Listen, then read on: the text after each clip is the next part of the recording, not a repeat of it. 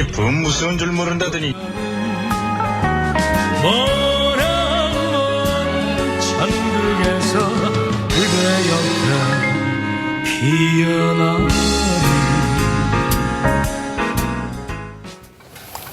네, 화제가 된 이슈를 짚어보는 시간 아침의 스토리입니다. 최영일 시사평론가 백성문 변호사와 함께합니다. 네. 안녕하세요. 안녕하세요. 자, 영화계 정말 큰 별이십니다. 신성일 선생님께서 불과 한 달 전만 해도 부산영화제에서 이렇게 뵀던 것 같은데 사망 소식에 많은 분들 놀라셨을 것 같은데 어제 늦은 시간까지 많은 분들이 또 조문하셨다고요. 네, 깜짝 놀랐습니다. 왜냐하면 돌아가시기 전날 밤에 오보 논란이 좀 있었죠. 맞습니다. 별세하셨다고 속보가 떴는데 아직은 이제 가족들은 소생을 기원하면서 소생하실 거다, 소생 중이다. 하지만 결국 그 밤을 넘기지 못하셨습니다. 4일 새벽 2시에 타계를 하셨고요. 이 사인은 폐암 3기. 그러니까 폐암은 지난해에 이미 투병 중인 게 알려지면서 맞습니다. 하지만 말씀하신 대로 올 10월 초에 부산국제영화제에도 건강한 모습으로 나타나셨거든요. 이 모든 영화인들이 다 지금 조문을 가고 있는데요. 제일 처음 이제 찾아오신 분은 최불암 선생님이었고요. 그 외에도 뭐 영화인들이 이제 줄줄이 지난 밤 사이에 조문을 했고. 안성기 씨의 모습. 네, 안성기 씨는 지금 공동 장례 집행위원장입니다. 맞습니다. 안성기 씨의 이 정말 그 육성이 최근에도 영화를 함께 하기로 선생님이 얘기를 주셔서 시나리오가 다 됐다고 해서 기다리고 있었다. 그러니까 저만 해도 몇 편은 더 하실 줄 알았거든요. 워낙 정정해 보이셔서. 또 아무리 암이라고 하지만 믿기지 않았던 게 워낙 그 건강하게 의지력을 보여주셨어요. 맞습니다. 그런데 너무 이 환절기에 81세 이 젊은 나이는 절대 아니시기 때문에 그래도 너무 일찍 가셨어요. 너무 일찍 가셨다는 생각이 들 정도로 그 성성한 눈빛이 아직도 선한 그런 상황입니다. 평소에도 정말 운동을 열심히 하시는 그런 분으로 알고 있는데 각계에서 애도의 물결이 이어지고 있습니다. 정말 원 없이 영화를 찍으셨다 이렇게 표현을 해도 될 것 같아요. 후배들이 기억하는 신성일 선생님은 과연 어떤 분이었을까요? 저희가 영상을 준비했습니다. 보시죠. 반짝이는 별이 사라졌죠. 굉장히 로맨틱한 존재죠. 선구자시죠, 저희 계통에. 사실 우리 어린 시절에 완전히 우상이었거든요. 뭐 진짜 머리부터 발끝까지 다 그 선생님 따라 하시고. 선생님 하늘에서도 배우하세요. 배우하세요. 네, 신성일 씨 1960년대 정말 최고의 꽃미남 배우였는데 뭐 오늘 아침 한신문에서는 그는 강동원이었고 송중기였고 또 박보검이었다 이런 맞습니다. 표현이 맞는지 모르겠지만 뭐 있었더라고요. 작품도 정말 많이 하셨죠? 그러니까 사실 조금 전에 말씀하셨던 것처럼 한국 영화 역사 그 자체라고 봐야 될 것 같고요. 저는 제임스 딘이 가장 먼저 떠오르는데 맞아요. 신성일 선생님 하면 그 60년대 약간 반항적인 이미지로 뭐 정말 압도적인 인기를 구가를 하셨는데 1960년에 신상욱 감독의 로맨스 바바로 데뷔를 해서 2013년 야관문이라는 영화까지 총 500여 편 정도의 영화에 출연했습니다. 어마어마하죠. 그리고 어마어마하네요. 가장 대표작이라고 하면 이제 60년대 중반의 맨발의 청춘, 70년대 별들의 고향과 뭐 겨울 여자 뭐 이런 영화들이었는데 이제 얼마나 이 신성일 선생님의 인기가 독보적이었냐면 60년대에 이제 그때 영화 배우들이 편당 한 2만 원 정도를 받았어요. 근데 신성일 선생님 얼마쯤 받으셨을까요? 거의 45만 원에서 50만 원. 그러니까 25배에서 20배 넘게. 그렇죠. 그리고 영화인으로서의 자부심이 엄청나게 강해서 이제 누군가가 이제 뭐 영화 배우 가수를 딴따라 이런 표현을 있잖아요. 가끔 예전에 그랬어요. 네, 예전에 이제 그 얘기를 딱 듣고 너무 화가 나서 끝까지 사과를 하라고 요구를 하셨던, 그러니까 영화인으로서 자부심이 굉장히 컸던 그런 분이었습니다. 그러니까 나는 종합 예술인이지 딴따라가 아니다. 그 당시 직업의식이 굉장히 강하셨고요. 저는 후배 배우들의 이름을 붙이는 건 옳지 않다. 그러니까 제임스 딘 맞고요. 우리에게는 제임스 딘이자 알랑들롱이자 그야말로 뭐 그 당시에 뭐 리처드 버튼이라든가 헐리우드 스타들의 이미지를 다 갖고 있었던 게 젊은 시절에는 반항아 이미지를 연기했고 중년기에는 고뇌하는 지식인의 모습을 또 연기했고 그야말로 소화되지 않는 연기가 없었거든요. 530여 편을 평생 2013년 유작이 된 야관문까지 찍으셨는데 530여 편 중에 506편이 주연작입니다. 이거는 있을 수가 없는 일이거든요. 사실은 프로야구 선수도 500경기, 1000경기 힘든데 영화는 이게 한두 시간 하는 게 아니고 6개월, 1년을 찍는 건데 그렇죠. 506편에 주연을 했다. 이건 정말 대단한 기록입니다. 한 편, 1년에 한 2편만 찍어도 요즘 어마어마하게 다작을 대박이다, 한다고 뭐 이런 그러죠. 얘기를 맞습니다. 하는데 500편 넘게 주연으로만 했다고 하면 네, 정말 놀랄 일이죠. 영화계에 정말 큰 별이십니다. 네. 얼마 전 TV조선 마이웨이에서 김수미 편에서도 신성일 씨 모습을 만나볼 수가 있었습니다. 화면 보시죠. 대본에는 없는데 감독이 신혼여행 갔다 오자마자 옷을 다 벗으라는 거야. 근데 그때 선생님이 아니 신혼여행 갔다 온 새색 씨를 어떻게 뺏기느냐? 갑자기 뺏기라면 뺏겠냐. 오늘 촬영 접자. 내가 보고 안 하고는 해줄 사람이 없어. 그러지 말라고. 보면 찍지 말자고. 그래서 촬영을 그때 펑크 내버렸지. 선생님 꼭 이겨내셔야 된다고 봐요.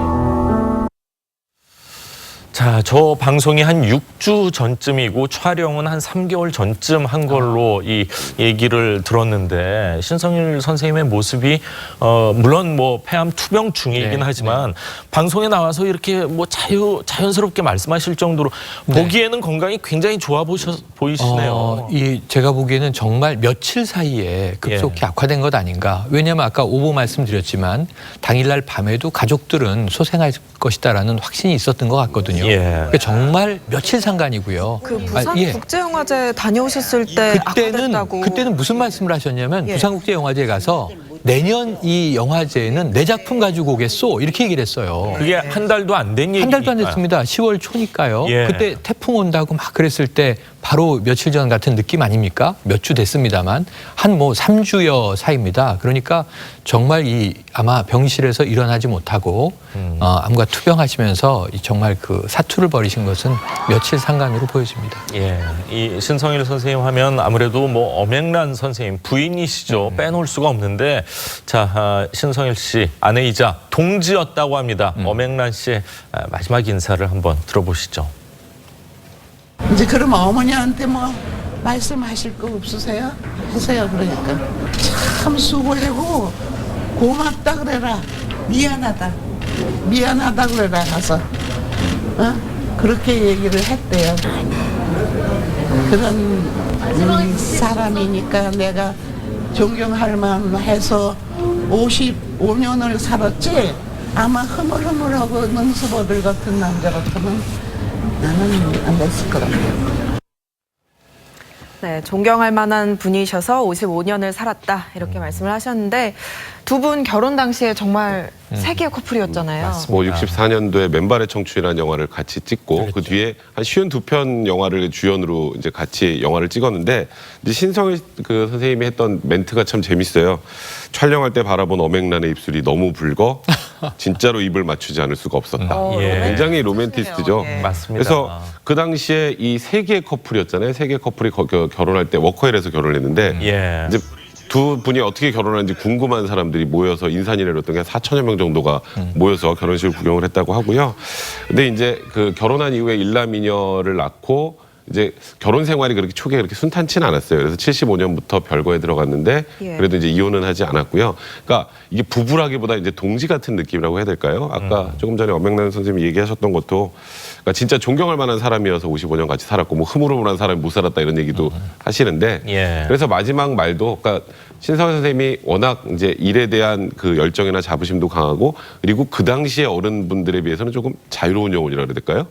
그렇다 보니까 가서도 순두부 같이 이렇게 따뜻한 여자를 옆에서 만나서 저 생에서도 있었으면 좋겠다 이런 얘기를 하시는 것 같아요. 그렇군요. 이 시대를 굉장히 많이 앞서간 그런 삶을 사셨다 이런 생각이 드는데 자 엄앵란 선생님 입장에서는 이 신성일 선생님 뭐 애증의 남편이다 이런 표현을 해도 될까 모르겠습니다만 동지라는 표현까지 쓸 정도였거든요. 그리고 오랜 기간 동안 별거를 하고 언론에 알려지기는 75년부터 별거를 했다고 하는데도 불구하고 치료비와 병원비 모두 또 엄 선생님께서 다 내셨다면서요. 맞습니다. 그러니까 75년부터 별거면 아까 55년 결혼 생활 하셨지만 초기를 빼고는 거의 따로따로 생활했다고 해도 과언이 아니고 엄앵란 선생님의 여러 육성 고백으로 소갈이 했던 건 우리가 다 거의 다 알고 있어요. 네. 뭐 그런데다가 맞습니다. 신성일 선생님도 무슨 행사마다 깜짝깜짝 발언을 하셔가지고 책도 내셨잖아요. 예, 책도 또. 내셨고 예. 과거의 여성 편력도 다 얘기를 하셨고 세상에 이렇게 쿨한 부부가 지금 대한민국에 있을 수가 있을까? 왜 이혼을 안 할까? 하지만 그럼에도 불구하고 엄앵란 선생님은 배우로서의 자존심 때문에 예. 이 강신성일 남편을 포기할 수 없었고 어떤 말씀을 하셨냐면요. 우리 과거 시대 선배들 탑스타들이 너무 초라하게 죽어가는 모습을 우리가 많이 봤다. 예. 내 남편 신성일만은 그렇게 보낼 수 없다. 오. 그러면 투병하는 과정에도요. VIP 특실에 모셔야 한다. 그리고 아마 내일이 발인입니다. 예. 정말 그 마지막 그 장례 연결식은 여러 가지 인상의 기품을 이제 남기게 될 것 같은데요.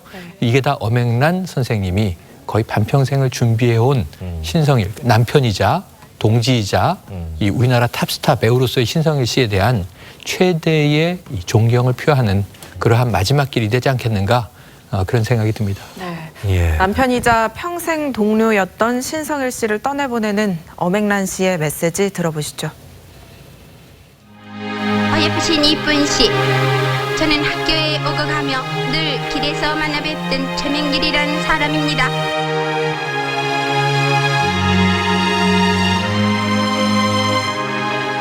뭐 맨발의 청춘이지 역시 우리는 대표적인 맨발의 청춘이에요. 죽지 않겠어요. 아니에요. 죽을 수 없어요. 조수씨하고 같이 있는 한 어떤 일이 있어도 죽을 수 없어요. 그리고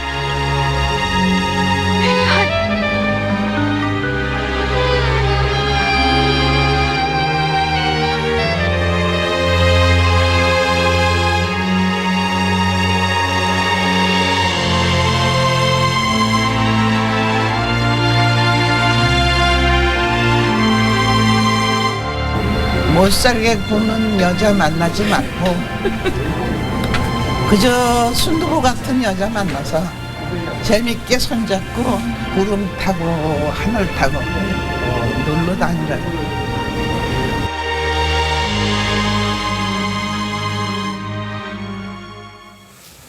네, 두 분이 함께 촬영한 영상만 50편이 넘는다고 맞습니다. 알려져 있는데 영화에 대한 애정과 열정 두 분 다 정말 대단하셨던 것 같습니다.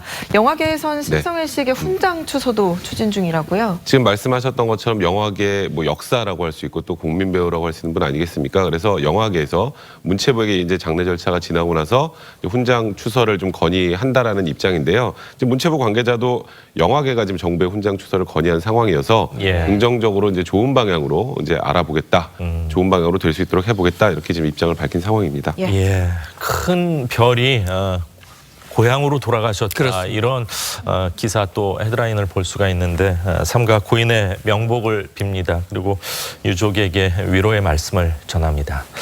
자, 다음 이야기를 좀 하겠습니다. 이재명 경기지사가요, 친형 강제 입원 의혹으로 자신을 기소 의견으로 송치한 이 경찰을 고발하겠다 이렇게 밝혔습니다.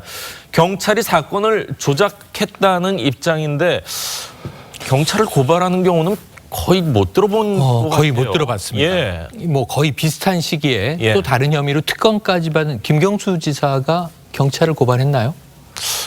안 했다. 안 했죠. 안 예, 했습니다. 예. 저는 이 어찌 보면은 수사 대상자가 수사를 받고 이게 뭐 재판이 끝난 게 아니에요. 예를 들면 재판을 했는데 무고가 됐다. 혹은 과거에 내가 경찰로부터 어떤 강압적인 행위를 당했다. 심지어 고문을 당했다. 7, 80년대에 있었죠.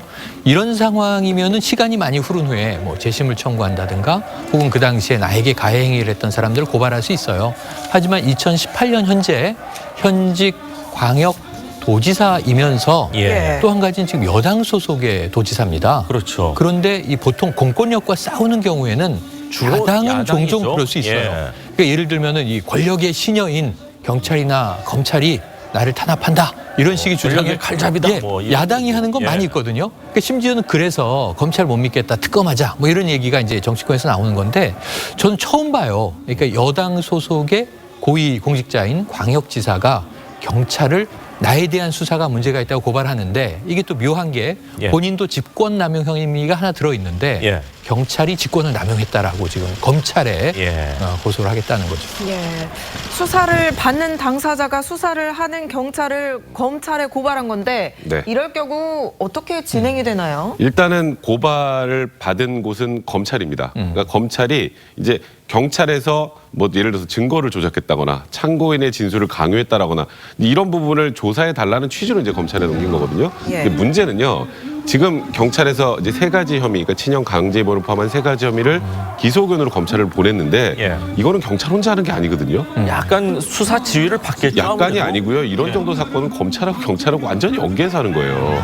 그러니까 이제 이 상황에서 검찰로 고발장했는데 검찰 입장에서 우리 수사 잘못했어라고 하기도 힘든 상황이고 예. 그렇다고 이제 예를 들어서 이거는 말도 안 되라고 각하를 해버리면 이거 봐라 경찰과 검찰이 또 한패로 이런다라고 나올 수 있기 때문에 검찰도 좀 곤혹스러울 수밖에 없어요. 근데 제가 말씀드렸던 것처럼 이 수사는 경찰이 독자적으로 진행하는 게 아니기 때문에 예. 검찰 입장에서 이 수사를 받아서 이건 경찰 기소해야겠네라는 결과가 나올 가능성은 거의 없는데 그럼에도 불구하고 이재명 지사 측에서 이제 고발을 하게 된 건 저는 개인적인 생각입니다만 경찰이 잘못했다는 게 외부적으로 밝혀지는 것을 원하는 것이라기보다는 약간 언론이나 국민들을 향해서 내가 이렇게 좀 부당한 조사의 희생양이 되고 있다는 약간 선언적 의미라고 해야 될까요?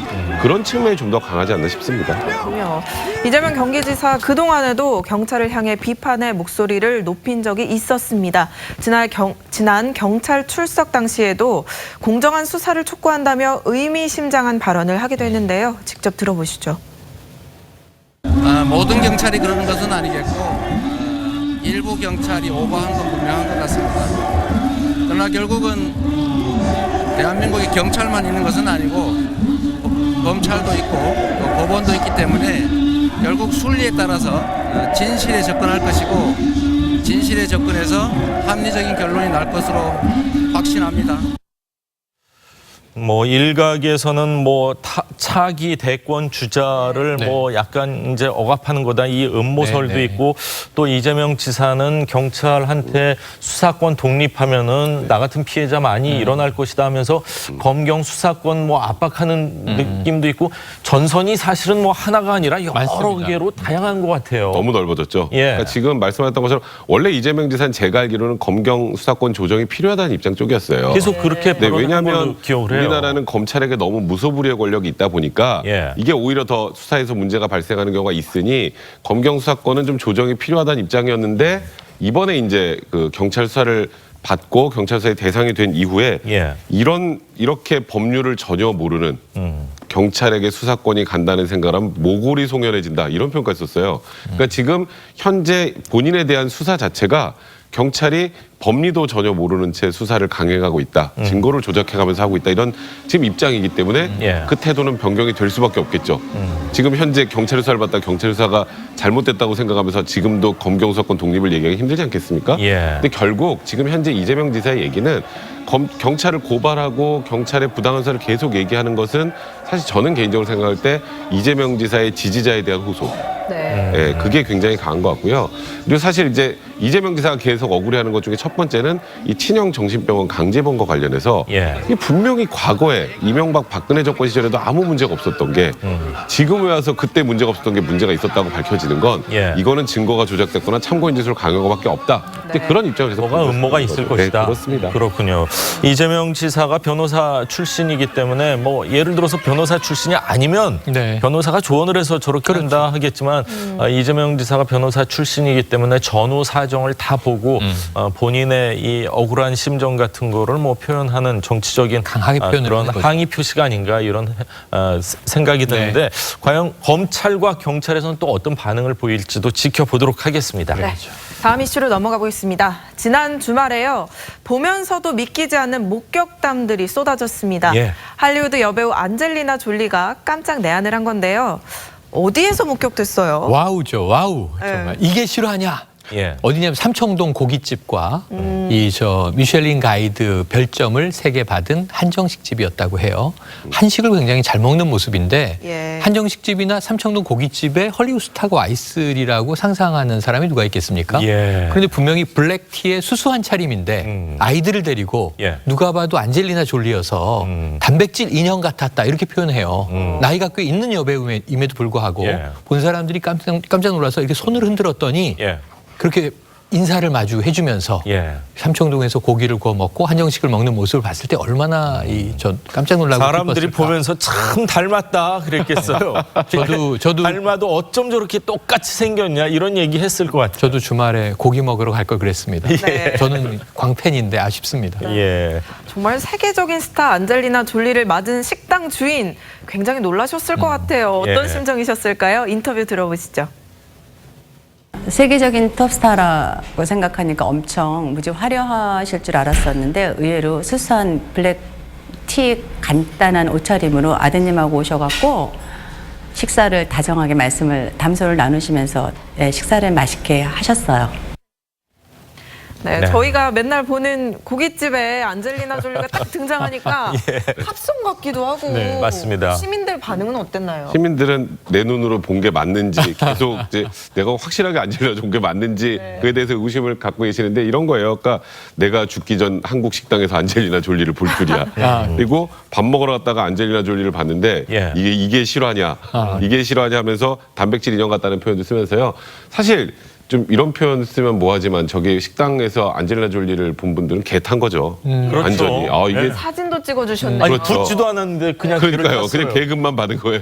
그러니까 그 정도로 또 대중들 입장에서 그것도 한국 식당이잖아요. 다른 한국에 와서 양식당에 가 있는 것도 아니고 한국 식당에서 저렇게 뭐 또 우리나라 국민들하고도 또 사진도 좀 찍고 그런 모습도 보여줘서 전 굉장히 좀 좋네요. 저도 아깝습니다. 저도 갔으면 했는데. 근데 안젤리나 졸리가 이렇게 한국에 온 게 뭐 맛있는 집 맛집 투어 온 게 아니라 아닙니다. 큰아들 매덕스하고 이 신촌에 있는 한 대학을 방문했다고 네. 하는데 실제로 진학할 네네. 계획이 있는 겁니까? 아니면 제가 정확히 알려지지 알기로는 않았습니까? 이제 유엔커님의 모교인데 예. 네, 아마 이제 동문이 될 가능성도 없지 않은 것 같습니다. 저는 제가 높은 왜 것 설레이나 같습니다. 모르겠어요. 그러니까 안젤리나 졸리는 학부모로 온 거예요. 예. 매덕스가 첫 번째 입양한 아들이라 그렇죠. 사랑이 각별한데 캄보디아에서 입양했습니다. 둘째 14살짜리 팍스도 데리고 왔는데 팍스는 베트남에서 입양을 베트남이죠? 했습니다. 예. 근데 이들도 아시아의 자녀들이죠. 그러다 보니까 매덕스는 한국에 굉장히 관심이 많다고 해요. 한국말도 한국어도 곧잘하고 한국어도 배워서 곧잘하고 한국 문화에 관심이 있고 엄마 나 한국 대학에 진학하고 싶어 그래서 알아보고 그 신촌에 있는 모 대학에 아마 입학 관심이 있어서 직접 예비 학생과 학부모가 방문한 느낌이거든요. 학교 측과 접촉했는지는 아직 보도되지는 않았는데 만약 이제 학교 투어는 한 것 같아요. 근데 여기서 이제 입학 상담까지 했다면 아마 내년에는 학부모로서의 안젤리나 졸리가 우리나라에 몇 번이나 들어올까. 입학식 때는 네. 엄마가 오겠죠? 입학식 때, 졸업식 때는 졸업식 때는 오겠죠? 네네. 예, 매우 터지겠네요. 예. 또 정말 또 주목되는 만남도 있었는데요. 바로 유엔 친선 대사로 활동 중인 배우 정우성 씨하고 안젤리나 졸리가 네. 만났어요. 네. 어떤 만남인가요? 유엔 난민기구 친선 대사입니다. 정우성 씨가 아시아에서 2번째고요. 근데 정우성 씨가 늘 밝혔던 게 그러니까 쉽게 말해서 우리 대장은 안젤리나 졸리다. 그래 맞아요. 네, 그래서 그래서 이제 둘이 만나서 1시간 정도 얘기를 했다는데 뭐 제주도 예멘 난민 그 관련해서 정우성 씨가 난민에 관련해서 좀 옹호적인 발언을 맞아요. 했다가 사실 네티즌들로부터 또 비판도 굉장히 많이 받았는데 그런 상황에서도 사실 그 난민에 대한 관심이나 난민에 대한 지지를 보내준 것에 대해서 이제 안젤리나 졸리는 정우성 씨에 굉장히 감사의 뜻을 표현했다라고 하고요. 이제 그런 인연으로 정우성 씨와 안젤리나 졸리가 이렇게 만나서 담소를 나누게 됐던 겁니다. 그렇군요. 자, 안젤리나 졸리도 처음에는 친선 대사를 하다가 지금은 유엔 난민기구 특사 자격이 됐는데 정우성 씨도 열심히 이제 또 친선 대사를 하다 보면은 오래 했죠. 예, 같은 등급의 이제 특사가 될 수도 곧 올라갈 있지 겁니다. 않을까. 안젤리나 졸리가 16년을 했고요. 정말 열심히 이제 치열하게 난민을 위한 인권 옹호를 했는데 정우성 씨가 지금 11명 안에는 들어가 있어요. 세계 친선 대사. 그러면 이제 11명의 안젤리나 졸리의 친구들의 모임에 들어갔는데 한 3년, 5년 후면 정우성 씨 세계에서 난민에 관한 특사로 탑이 될 것 같습니다. 남녀 특사가 한 명씩 있으면 훨씬 더 보기가 좋을 것 같고 네. 입학식에서 또 졸업식에서 안젤리나 졸리 볼 수 있는 기회가 있었으면 좋겠다는 개인적인 네. 생각입니다. 오늘 두 분 말씀은 여기까지 듣겠습니다. 감사합니다. 고맙습니다. 감사합니다.